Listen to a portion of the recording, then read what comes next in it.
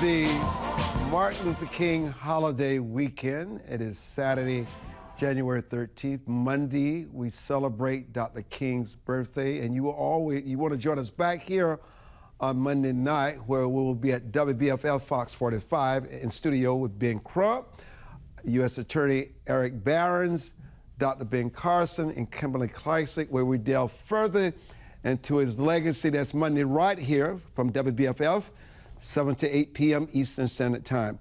Sal Greco, a 14-year veteran of the New York Police Department, welcome back to the broadcast. You know, one of the things that we're talking about this is crime. You know, I'm going to bring Baltimore into focus because right now the state's attorney from Prince George's County and Baltimore are talking about streamlining the process for families to receive money for funeral expenses of loved ones who are victims of crimes.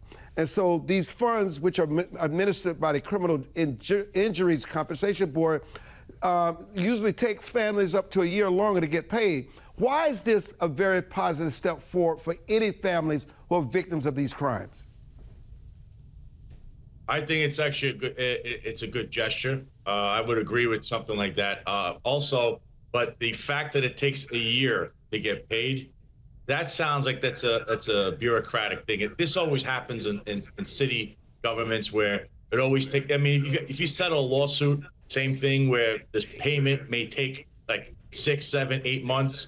I mean, we need to speed that up, especially someone who's been a victim of a crime and they want to pay them out. I mean, I don't see a problem with that. I mean, if there's money, you're saying it was provided in a fund, right? So there's like, this isn't anything that's taxpayer related, correct? Correct. Okay, so that's fine. If it's taxpayer related, that I'm not with. I'm on board with. But let me continue this, because one juvenile reform proposed by the state's attorneys, and I know this is something that you feel strongly about, would extend the probationary period. They want to extend the probationary period from 6 months to 18 months for juveniles guilty of a firearm misdemeanor. And they issued a press release, Sal, 2 weeks ago, stating that advocates extending that probationary period to 2 years. Now, for juveniles found guilty of committing a violent felony, probation would be lengthened from 2 years to a maximum of 4 years. What do you think about this change? I like the extension of the time, not because we're trying to punish somebody, but if you're a juvenile and you have a record, they seal your record. So you could be convicted of something as a juvenile at 15, and you know something might happen when they're 20 that wouldn't have happened had they, let's say, had probation, like you just stated, because probation means this person, even though they're 15 or 16 years old and they're considered a juvenile, they need to monitor their own behavior. So they have to course correction.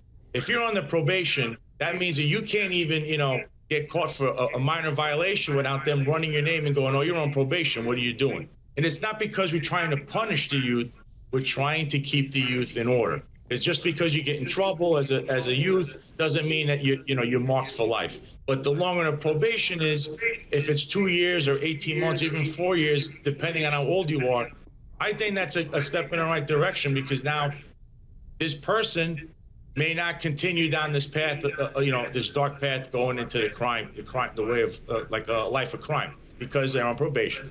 You know, one of the things that's not talked about enough, Sal, is wanting to tweak the Child Interrogation Protection Act that many legislators have passed across the country.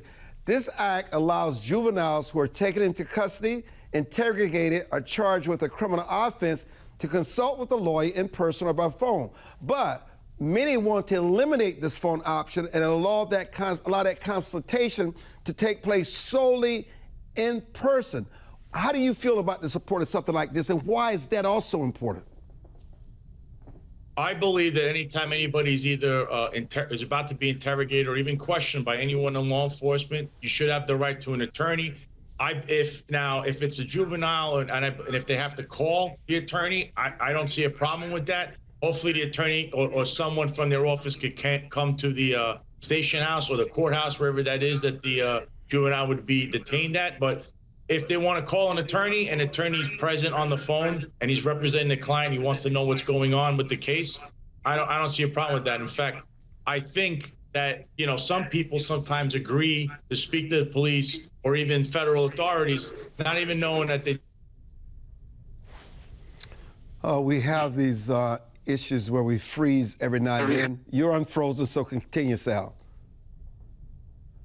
No, so I was stating that I believe that they should have the right to defense counsel, and that even if the counsel was on, let's say, the phone with them, I don't see a problem with this, because it's important that somebody who is being detained by law enforcement or arrested, they have a right to an attorney, and they should consult with an attorney, because the attorney needs to speak to them and find out what's going on with their client and the case. So if they do call them, I don't have a problem with them being on the phone.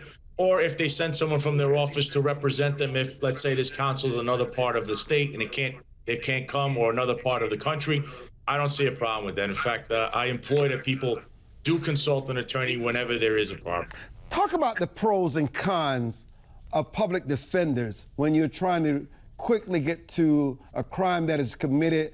You're trying to get it resolved, get evidence. I understand the importance of public defenders, because sometimes many people cannot afford attorney and counsel. But what about the drawbacks? What would you change about the role of public defenders? Well, some public defenders take the job serious, as I recall, and then some of them do not, because they, I guess they're public defender, not really being paid by their client, versus someone who's maybe takes it, pro bono, or somebody that can afford one. But at least some of these legal aid people seem to at least know the basics of the law. But it depends on which jurisdiction. Some of these lawyers take it serious, some of them don't. They just take it like, we're just here, we're using this as a stepping stool, or we're just getting by. And, each lawyer, I believe, should take it serious. And I saw a lot of these people from Legal Aid Society, we'll say, in New York City, that were kind of like, all right, we're just happy-go-lucky, and we're just going to do the job, kind of like running through the motions, when I believe a lot of the criminal defense attorneys that you see that have their own private practice, they take it very serious, and they put a lot of effort into what they're doing, and they're trying to protect their clients. Last week, I posted a monologue where I talked about that there's a new kind of wind, Sal, that is blowing across the country, whether it's in Baltimore, Philadelphia, New York, Dallas, Los Angeles, Washington, D.C., and it seems as though, and I just saw this AP report just coming to the studio today, that crime is being reduced. I also saw it in the New York Times, that we're getting crime down, we're lowering crime.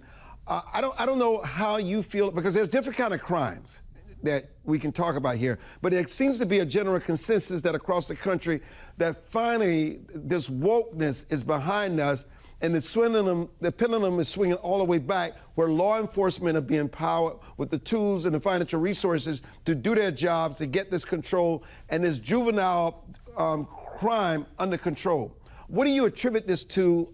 Do you believe that is the trend? I believe it's slowly trending in that direction, but it also depends on certain crimes. So we'll say, the 7 majors that we have in New York, which was murder, rape, assault, grand larceny, grand larceny. These are things that you look at, and that, a juvenile more than likely would be on the lower scale. So what are you seeing? Are there less robberies being committed? Are there less grand larcenies being committed? Are there less cars being stolen? Because in New York City, the overall crime, it's a couple of things are down. Not as much as in the last couple of years, but then the other crimes are up, like way up. And that's, an adult crime. So you have to look at each category. And I see this signal that they're trying to do, where we're kind of moving past these political, they still doing the political prosecutions or persecutions. But when I see them going after a sitting senator, and Senator Bob Menendez, and the New York City Mayor Eric Adams for public corruption, it kind of looks like they're finally moving in the right direction and trying to right the ship. I tell you something, Sal, that is very fascinating, that is not talked about enough, that not only contributes to crime, but also reduces crime drastically, and it's fatherlessness. You're right. And me being, I'm a Catholic. I go to church every Sunday, and I see all the families there. And having a family is key. And if you see in these demographics of the area where you see that there's high crime and a lot of gang violence, a lot of these individuals that get picked up or unfortunately are victims of crime, or they have inner gang violence or gang problems, they have no father. They're like only one parent. Something happened to them, or their father was involved in crime, and they're no longer around, or they're in prison, and that affects a family.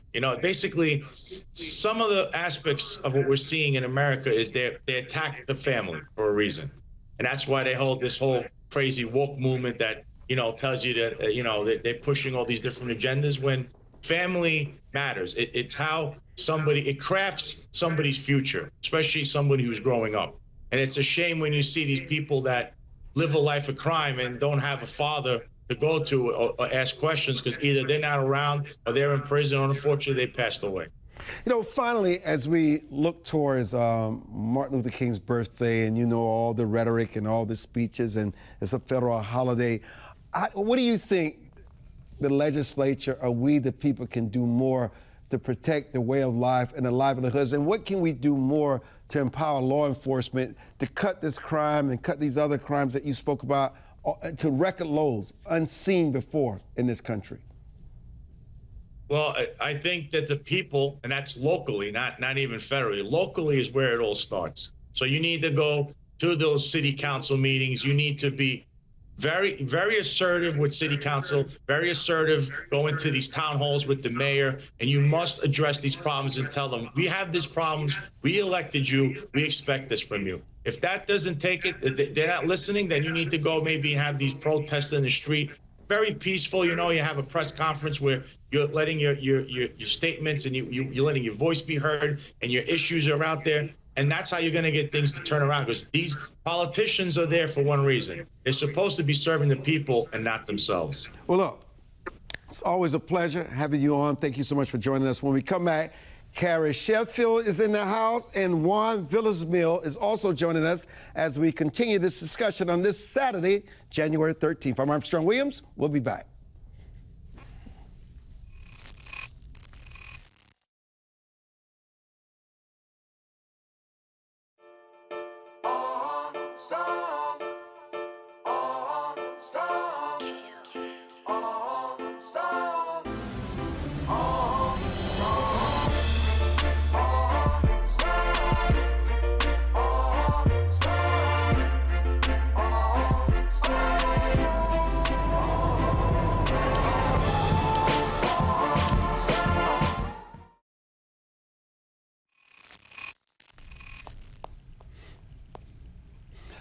Carrie, and welcome back to the broadcast. Juan, it's good to welcome you to the broadcast. Carrie, it's one thing to want to grant over 3 million people in California health care who are illegal immigrants. It's another thing that you want to grant them gender-affirming care. Over 700,000 illegals in California now, according to Gavin Newsom, will have this available to them, while many people in California throughout this country cannot afford their premiums, cannot afford health care, struggle to make ends meet. And if it's happening in California, it's just a bellwether for what they want for the rest of this nation. That is certainly Gavin Newsom's goal, is he wants to take the terrible policies of California and export them nationwide. And in terms of the gender-affirming care, that is an elective procedure. I would describe it if you were, maybe a woman who wanted to stay as a woman but who wanted to get maybe breast implants, augmentation. That's an elective procedure. I would say it's similar in this case, and I don't think the taxpayer should be paying for this for illegal immigrants. I think that is a dereliction of the stewardship of taxpayer money. Just more broadly, though, when you're talking about illegal immigration, there was a study by the National Academy of Sciences that looked at families utilizing public services, and they found that immigrant families were actually more likely than non-immigrant families to be using them. So when you're talking about these concerns about immigration, I often am asked, hey, well, aren't you the descendant of immigrants from Europe? Well, yes, I am. However, when my ancestors came during that age, a lot of them joined the Mormon church in the 1830s, 1840s, Some came with Ellis Island. In those periods, we had no social safety net. We didn't have FDR. We didn't have later on LBJ. So Milton Friedman, the great economist, he said, you can either have an open border policy with no social safety net, or you can have the reverse, but you can't have them both because eventually your country will go bankrupt. Juan, what was the stunt Hunter Biden was trying to pull off by all of a sudden showing up at the hearing on Wednesday, and then Nancy Mace, the congressman from Charleston, South Carolina, called it white privilege. And then when Marjorie Taylor Greene began to talk, they bolted out of the room, and now they've still passed the resolution to hold him in contempt. What was the goal of Hunter Biden and his lawyers in that theater? Yeah, so everyone saw that clip, and it was quite a stunt. It was funny. So if I were a Democrat, I would at least laugh. He ran away from the room when Major started talk. Okay, funny. But at the same time, the average news watcher would have found that disrespectful. Because whatever you think about Major Taylor Greene, she is a congresswoman, and it's Congress. And of course, what the president's son is trying to do with these optics game and trying to portray himself as a person that's being persecuted is to distance himself from the reality. And the reality is that the president and his family is heavily involved in corruption.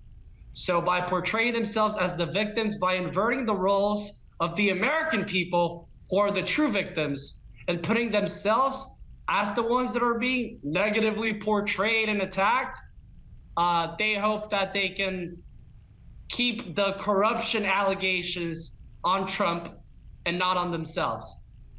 You know, speaking of Trump, Carrie,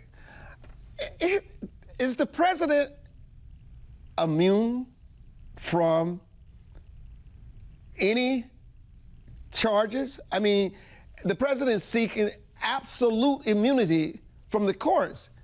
Is it indicative that he is above the law, or am I missing something here?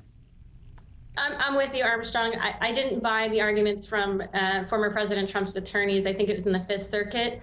I didn't buy their arguments, and I don't think the court will either. I mean, it is true, I believe, and I'm certainly not alone. In fact, a majority of both independents as well as even Democrats, lots of people say that these prosecutions of Trump are politically motivated. For the Democrats, they actually like that. That's exactly what they want. But so that's part of why Trump still is very popular at the Republican base, because Republicans also believe these investigations and these allegations and these court charges and indictments are politically motivated. That's why they're still with him. But you can't, I think Trump is overplaying his hand by trying to, as my co-panelist said, play the victim here when it comes to not being held accountable to the law. So I think the law should be equally applied. And when you look at what's happening with Letitia James and others, they're clearly not doing that. They're not being equal in how they apply the law to Trump. But Trump, conversely, is doing the wrong thing also in this case. You know, speaking of Letitia James, let me stay with you. Listen, to want $375 million to shut him down. There are so many people who are already struggling in this economy, and they don't take into consideration the number of people that they employ, that the Trump enterprise employ in New York City. Is this revenge? And I mean, and she cannot separate herself from the press conferences that she ran on when she was running for Attorney General. I'm going to get Trump. I'm going to bring him to his knees. He's in my bullseye. And all of a sudden, she wants to be a neutral administrator of justice. I mean, come on. She's a political hack. Carrie, call it for what it is. She really is. I mean, exactly. You called it. When she's literally saying in her campaign speech, I'm going to get Trump, then justice is supposed to be blind. You are not blind at that point. You are making money. She's making money off the Trump brand. Why don't we see what that value is? Let's ask Letitia James, what's the value of using the Trump brand to make money for your campaign and for your own brand? I would ask her that question. But the fact that she wants to have this excessive punishment, it certainly is unconstitutional. The punishment has to fit the crime, and you have to show actual malice. You can dispute what Trump is claiming in terms of his property values and such, but those are really accounting, disputes. It's not showing an actual criminal intent, I believe, and so I think that's again why so many people in the Republican Party are still with Trump, because they see how frivolous, and even the fact that, as I understand it, the New York legislature literally changed the law to be able to go back under the statute of limitations just narrowly to go after Trump. That's pretty much why they changed the law, was to go after Trump. It's so political. You know, speaking of the GOP, Juan, Speaker of the House, Mike Johnson, has worked with Democrats, and this is what the American people want, cross the aisle, compromise, and he did this to avert a government shutdown. And what does his colleagues on the extreme right say? Impeach him. Let's remove him as Speaker of the House. Do they remember 2023 and the nightmare that the GOP had gone through before finally selecting a speaker? And just because he is doing exactly what Kevin McCarthy did, you want to come back to this place talking about impeaching and removing the Speaker of the House? What are we not seeing here? And what is it that they're not seeing? The fact is, or what the American people truly want. They want this compromise. Yes, it's definitely a place that is, it's not easy, that's what I'm going to say, for MAGA Republicans to deliver their message in a House that is not characterized by a strong Republican majority. Speaker Johnson is playing the cards that he has been dealt. And the truth is that we have to compromise, or we have to be really strong and be okay with shutting down the government.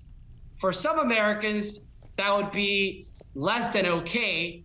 But for the MAGA base, that would be understandable to secure funding for the border and so many other MAGA priorities.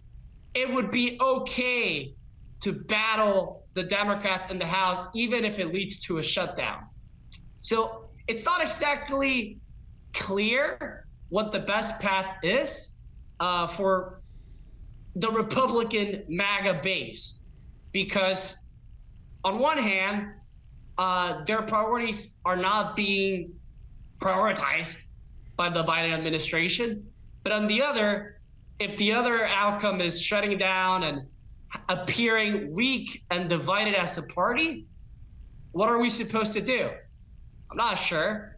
And from what it seems, Republican congressmen are not sure either. You know, Carrie, I want to read this to you because I want to make sure that as the host of this show that I don't misquote the president of Mexico. Because sometimes we say to ourselves, you ever heard that phrase? I don't even believe my lying eyes. But let me read this to you, okay? The U.S. must provide $20 billion to Mexico, issue 10 million work permits to Hispanic individuals who have been employed in the United States for a minimum of 10 years. And wait, Carrie, not finished. Terminate penalties imposed on Venezuela while stopping an embargo on Cuba. Now, if the United States were to do this, what do we get in return? I'm sure that's what you're asking. Well, let me tell you what we get in return, Gary. Mexico's assistance in stopping the migrant crisis in the United States. Is this a joke? Has he lost his mind? Is this bribery? It does sound like an SNL skit. The script that you just read sounds a dialogue from a Saturday Night Live script. It is unbelievable. But I have to say, Armstrong, in some respects, I'm not surprised, because what Joe Biden has been broadcasting and transmitting from his White House on foreign policy is weakness. is put a kick me sign on the back of America, is do what you will, world leaders. This is what happened in Afghanistan. The weakness that we left $80 billion of equipment, that we turned our backs on our allies.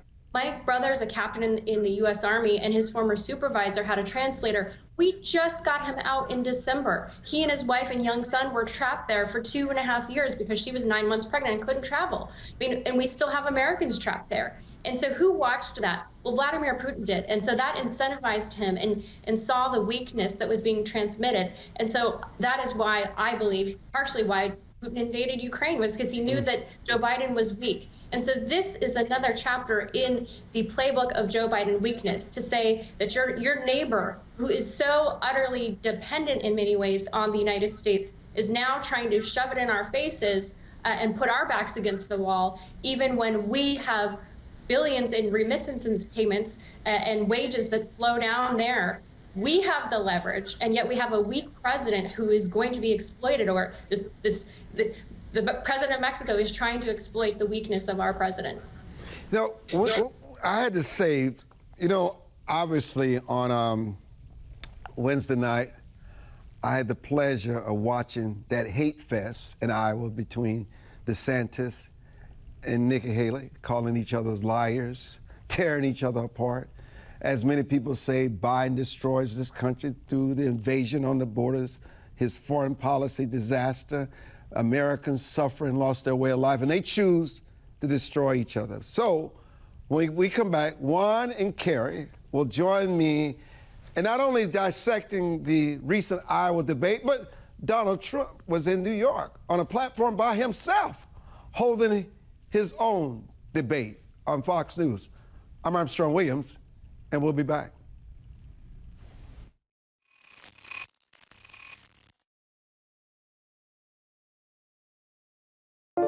It is easier to build up strong children than to try and repair broken men. The streets are plagued with crime, violence, there's a lot of poverty, and it's all a result of lack of education that's happening in our schools. So it really is a crisis. We come from very different political perspectives, but we've come to the same conclusion, and that is there is a crisis in the classroom. Children are being deprived of quality of life because they're being deprived of a good education. We must solve this problem. It's incumbent upon all of us to join hands together to get this done. We can't afford to wait one more day before we address these issues, because every day we lose another child. Let's stop the politicking. Let's stop the games. Let's really do something to give these kids a real chance at life and being a part of that American dream. We need accountability for funding.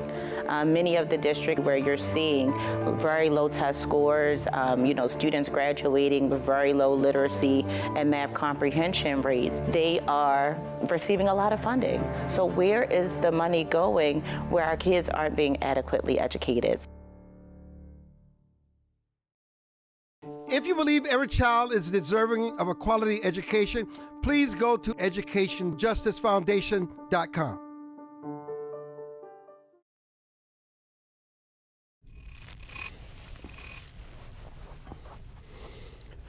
Now, Carrie, I know you heard about the rabbis in New York building this tunnel underground, trying to seek a higher power with their creator, but they built the tunnel in the wrong direction. And then others were outraged because some are saying that the tunnel is used for sexual trafficking. I must tell you, one of the few times our private investigators cannot seem to give us an understanding on what these rabbis were seeking to do in Brooklyn, New York. And I'm just imploring you to help us. I have not heard about these tunnels in Brooklyn. This is the first I've actually heard about them. Oh, Juan, have you? No, I heard about them, but I don't know enough. I just know that it's really weird. And what do you know about it? And listen, let me tell you, it was so filthy and so dirty what they were building. I mean, it was so scary. Listen, it's another story unfolding. It's interesting, Carrie.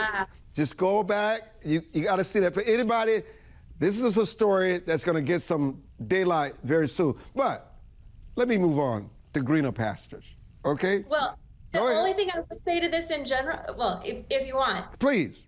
You know my faith journey and how hard fought it was for me to come to faith. I was agnostic for about 12 years because I was raised in a very abusive religious cult. It was a Mormon cult. It's not the LDS Church. My dad was excommunicated from that. It was my dad's cult. And I despised organized religion for a long time. I hated God. I didn't believe in God. I was agnostic. And stories like this, so for anyone in your audience who would see this story and then hate God because of it, I want to tell you that's not God. That is human, and religion is not God. At its best, religion points people to God.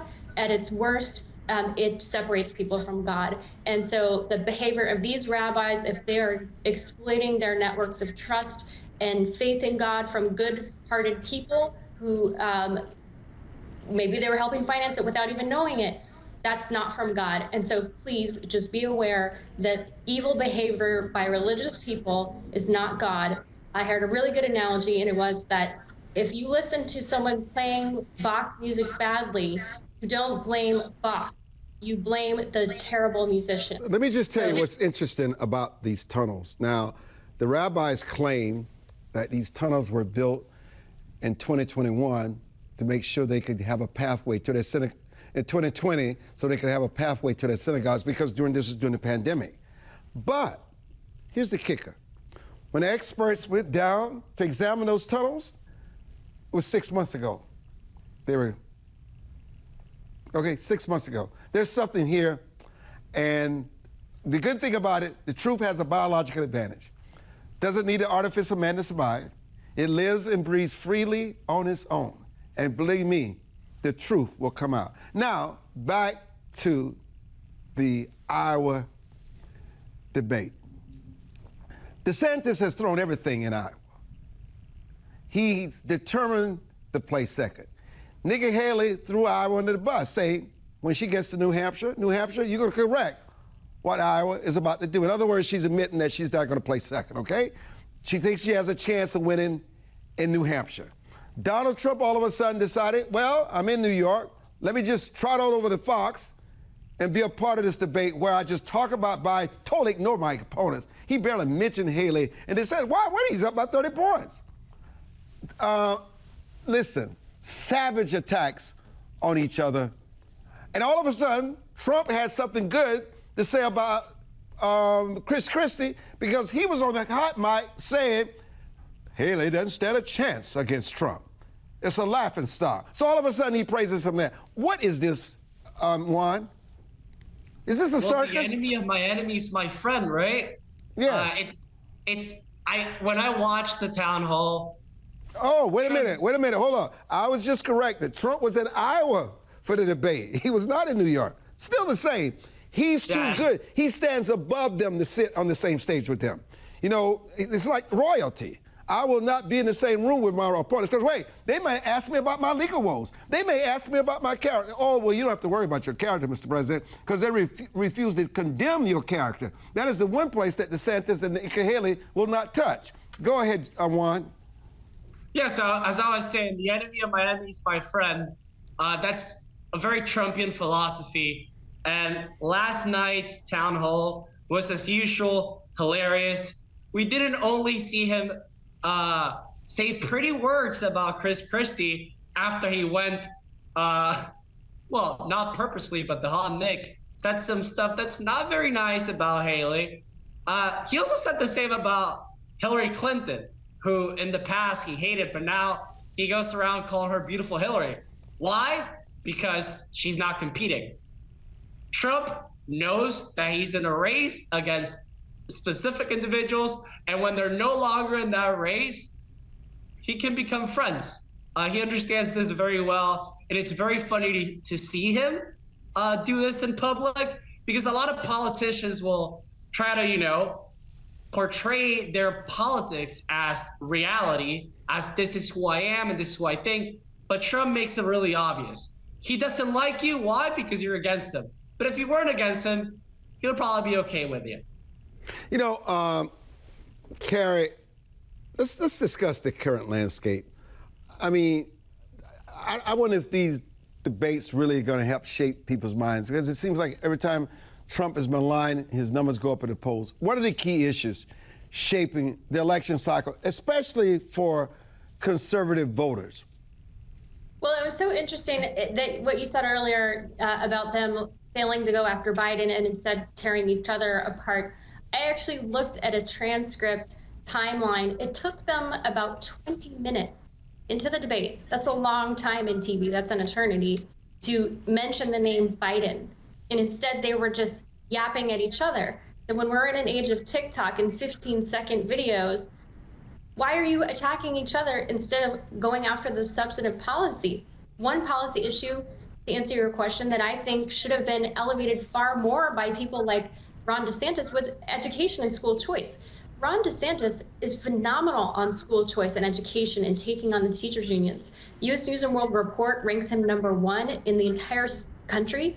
Out of all the states, Florida ranks #1 on public education quality. Heritage Foundation did some rankings on education freedom. Florida comes in #1 there too. The charter programs, the school choice programs, the voucher programs in Florida are phenomenal.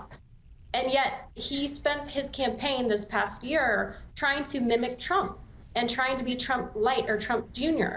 And Bill Maher said it well. He said, why would I go see a tribute band when I can go see the original band for free?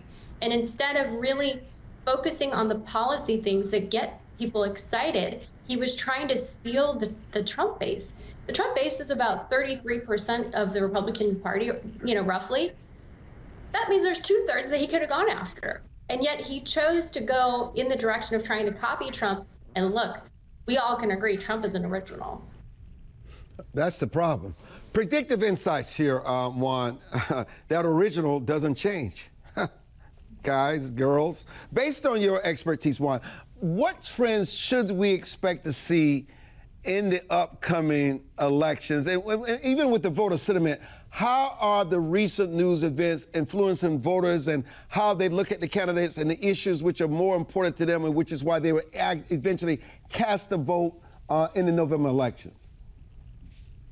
Yeah, so before I answer that question, I have a metaphor that I love to think about, which is about burgers. Sometimes you just want a Big Mac. You might have a Five Guys burger or some Shake Shack, but you know what a Big Mac is. It's been there for a while, and Trump is a Big Mac. If you offer yourself as this delicious new burger with extra cheese and double bacon, some voters are not going to care because they know the Big Mac and they're going to buy the Big Mac. Anyways, I digress. There are certain issues that will definitely play a tremendous role as the primary develops. First and foremost, I believe, foreign policy. Foreign policy usually doesn't matter that much, but now more than ever, it matters a lot. I would say it's up there with immigration and economics. As we see conflict spur in the Middle East, potential conflicts in East Asia, and even some conflict in the Western Hemisphere, all under the Biden regime. So with Haley running, who's a very traditional, some would say neoconservative option, and Trump and his traditional America First slogan, and then other candidates like Vivek Ramaswamy and Ron DeSantis acting more like Trump, although with DeSantis, he's somewhere in the middle, it seems. I believe that foreign policy will continue to play a tremendous role. And as the situation develops around the world, we will certainly see Republicans try to distinguish themselves on foreign policy. You know, I tell you what was fascinating about Wednesday night's debate, Carrie, is that Nikki Haley is unapologetic about how she would continue to support Ukraine. Israel is an easy issue for all of them to support Ukraine. And for the most part, they agreed on foreign policy, with the exception of Ukraine. She is not backing down. Yeah, it was interesting because it was the first time I'd heard her really emphasize that she was supporting weapons as opposed to cash. And I'm not sure that that's actually been the way that it's played out. I have seen analysis from American Enterprise Institute that the weapons that we have sent over, that the vast majority of the money we've spent was actually created by American products or American companies creating the weapons. So in that respect, it is U.S. tax money, at least creating American jobs, create products that are sent over there. But I think the idea that the U.S. should continue to bankroll something even while there are still NATO countries who are not toning up their just agreed to percentage of their GDP on defense spending, and they're not helping defend more their own backyard. That's a problem. And I think that it's a kind of a blind spot for her. Listen, I cannot thank Juan and Carrie enough for joining us for this special edition of the Armstrong-Williams Show, and I look forward to having you all back. Now, when we come back, Micah Yan, author, analyst, and war correspondent, will be joining us to talk about what's going on with our foreign policy, the continued invasion of our borders, and so much more. I'm Armstrong-Williams, and we'll be back.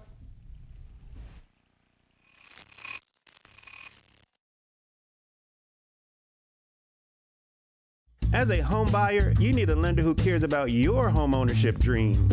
United Security Financial has been helping families secure their dream homes for 30 years. We're a national fair practice lender that provides affordable mortgages and low down payment programs to eligible home buyers. To learn how United Security Financial can help you secure your dream home, call 1-800-373-4186.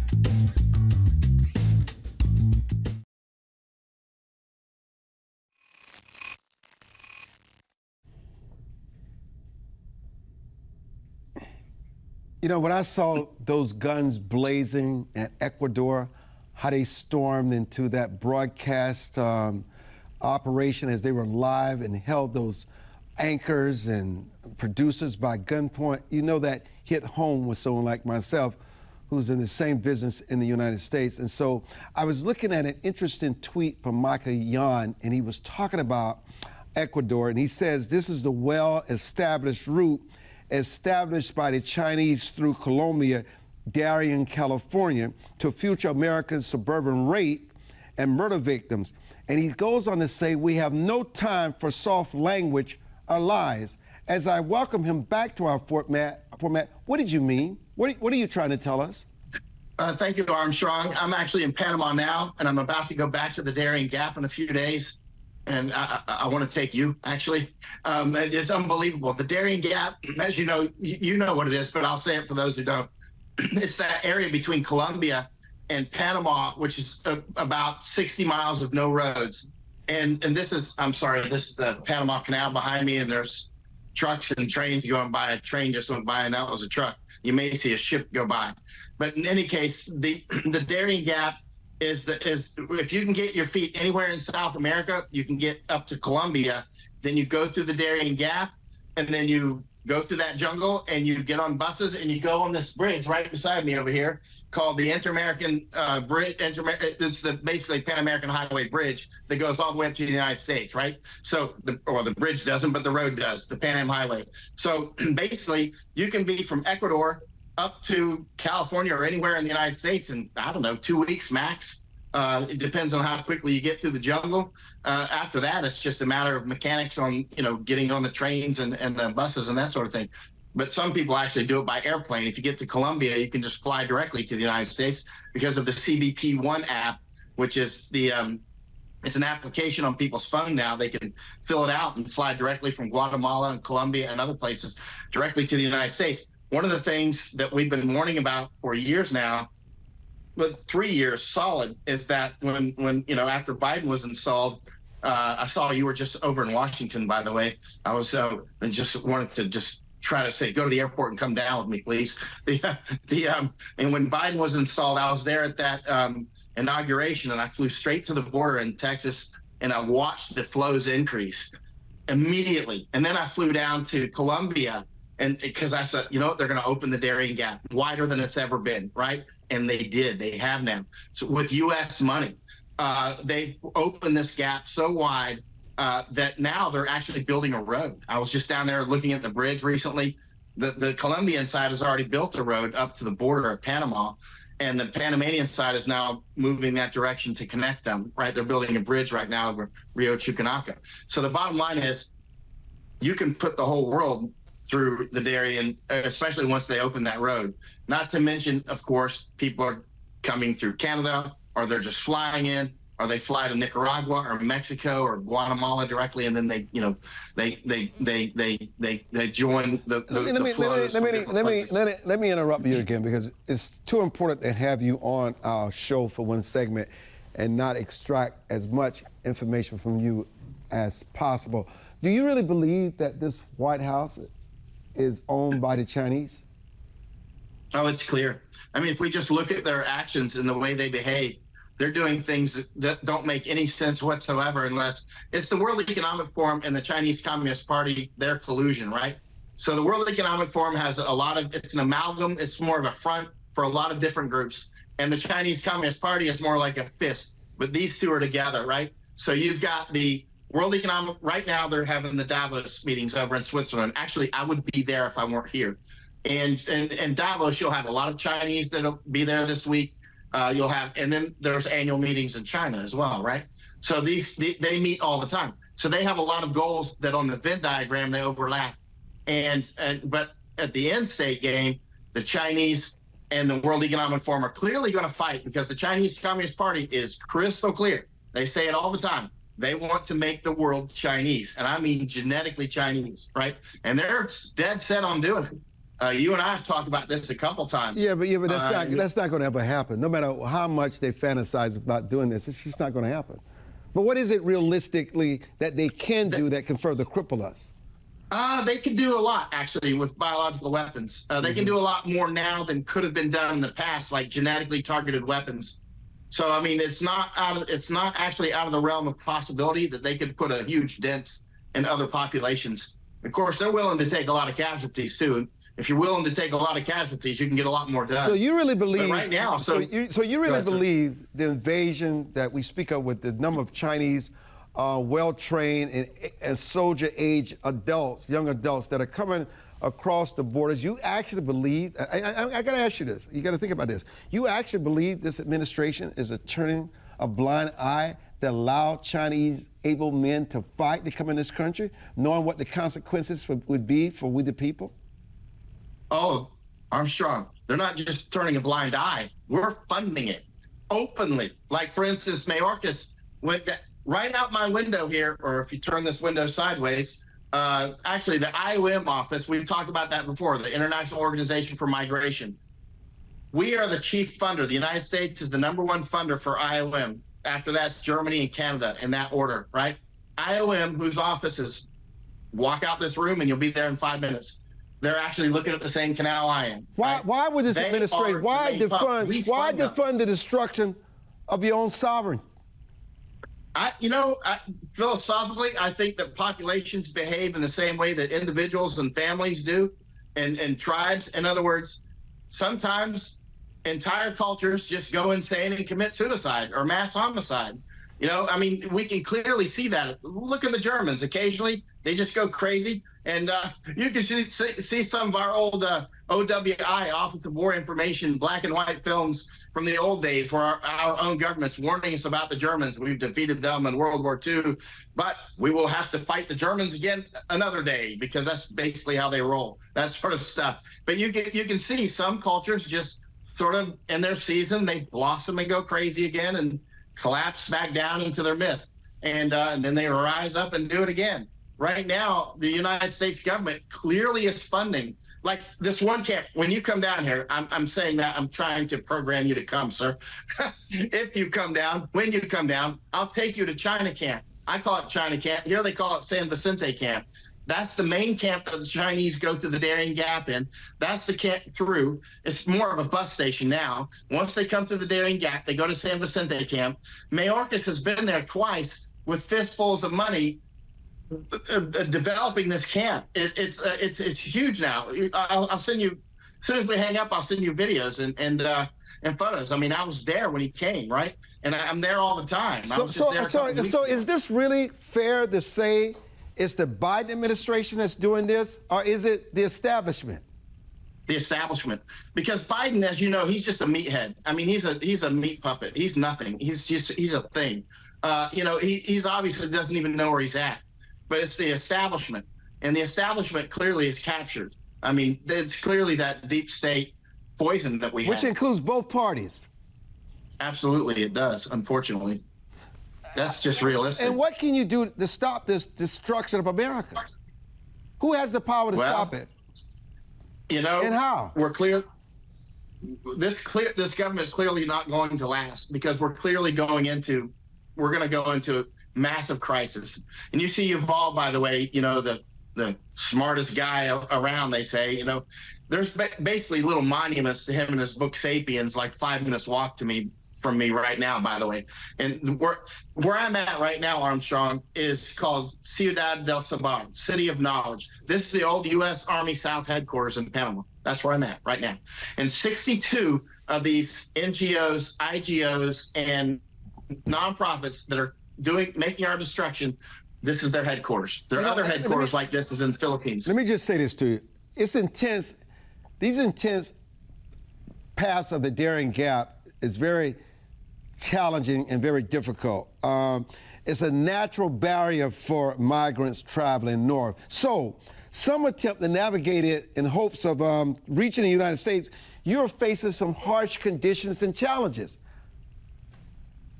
82,000 made it through just in August. They're willing to die. They're willing to die to make it here. Oh, they die every day. They're dying as we speak. Every day. When you come down with me, you're going to see. It's unbelievable. It's over the top. And they're opening the road, Armstrong. I mean, I don't know when that road's going to be open, but as we speak, they're working on the road down there. They're building a bridge over Rio Chuquinaca right now. They're going to, it's going to end up, but keep in mind, a lot of the people coming through the South American corridor, they don't even go through the Darien anymore. They fly to Nicaragua, or they fly to, actually a lot of them fly directly from they'll go from Africa to, for instance, Turkey, down to Colombia, up to Nicaragua. They skip it. And there's daily flights. I've got about 30 seconds left, and I am coming to the Darien Gap. So 82,000 have made it through. How many have died? No, that was just August. August. How many have died trying? Well, I would say about 3 years ago, it was probably 10%. Now 10%. I would say it's less than 1%. Less than 1%. Listen, we're coming to the Darien Gap. I can tell you that. My people are working on it now. Thank you, Michael Vaughn. Appreciate so much what you do. Thank you, everyone, for joining this edition of the Armstrong Williams Show. Check out Michael Vaughn. Just Google him. Thank you, sir. Check him out. Michael Yan, Y-O-N.